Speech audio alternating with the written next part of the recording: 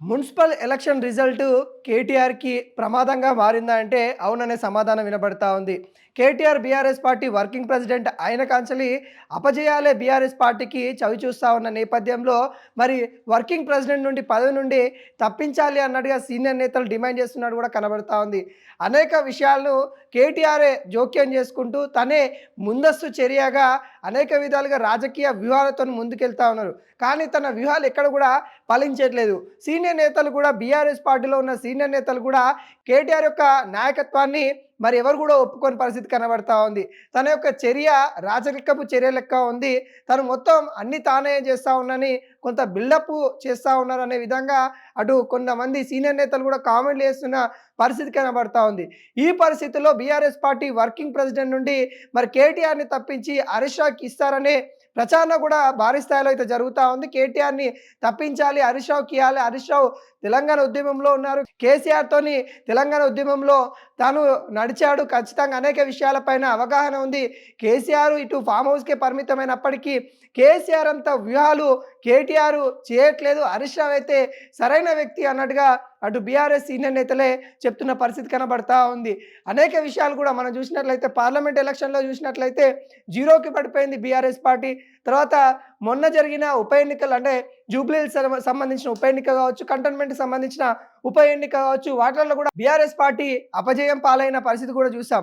సర్పంచ్ ఎన్నికలలో కూడా మరి తక్కువ స్థానాలు రావడం, మళ్ళీ మొన్న జరిగిన మున్సిపల్ సంబంధించిన కార్పొరేట్ సంబంధించిన ఎలక్షన్స్‌లో కూడా బీఆర్ఎస్ పార్టీ ఓటమిని చవిచూసిన నేపథ్యం కనబడతా ఉంది. ఈ పరిస్థితిలో బీఆర్ఎస్ పార్టీని మరింత బలవంతంగా ముందుకు తీసుకొని రావాలంటే బలమైన నేత అవసరం బీఆర్ఎస్ పార్టీకి.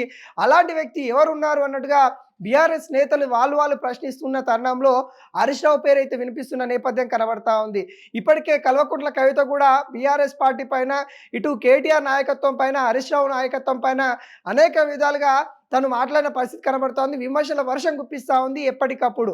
కేసీఆర్ చాలా చాణక్యుడు. కేసీఆర్ రాజకీయ వ్యూహాలు తెలంగాణ ప్రజలందరూ కూడా మెచ్చుకుంటారు. కేసీఆర్‌ని ప్రతి ఒక్కరు కూడా దగ్గర తీస్తారు. కానీ కేసీఆర్ వెంట ఉన్న వాళ్ళే దయ్యాలై కేసీఆర్‌ని కొంత తప్పుదోవ పట్టించే విధాలుగా కేటీఆర్ నాయకత్వాన్ని ఎవరు కూడా ఒప్పుకోని పరిస్థితి కనబడతా ఉందని కూడా కల్వకుంట్ల కవిత మాట్లాడిన పరిస్థితి కనబడతా ఉంది. ప్రతి చర్య కూడా కేటీఆర్ చర్యలు కూడా కొంత దూకుడు పెంచినట్టే ఉంటున్నప్పటికీ కూడా కొంతవరకు ముందస్తు చర్యలుగా కనబడతా ఉంది. ముఖ్యంగా మొన్న జరిగిన మున్సిపల్ సంబంధించిన ఎన్నికలు కూడా మనం చూస్తున్నట్లయితే మరి కొత్తగూడెం సంబంధించిన మున్సిపల్ సంబంధించిన అక్కడ సీట్ కోసం కూడా అక్కడ ఉన్న సిపిఎం పార్టీ అడగకుండానే ఒక ఓపెన్ ఆఫర్ అని కూడా కేటీఆర్ ముందు స్పందించడం, దానికి కాంగ్రెస్ పార్టీ మరొక వ్యూహము వాళ్ళు చేయడం, ఇప్పుడు కాంగ్రెస్ పార్టీతోని వాళ్ళు పొత్తుకున్న పరిస్థితి కనబడతా ఉంది. అక్కడ కూడా బీఆర్ఎస్ పార్టీకి అవకాశం ఉండే, కానీ ఆ అవకాశం కూడా కేటీఆర్ యొక్క మాటల ద్వారా చేయి జారిపోయిన పరిస్థితి కనబడతా ఉంది.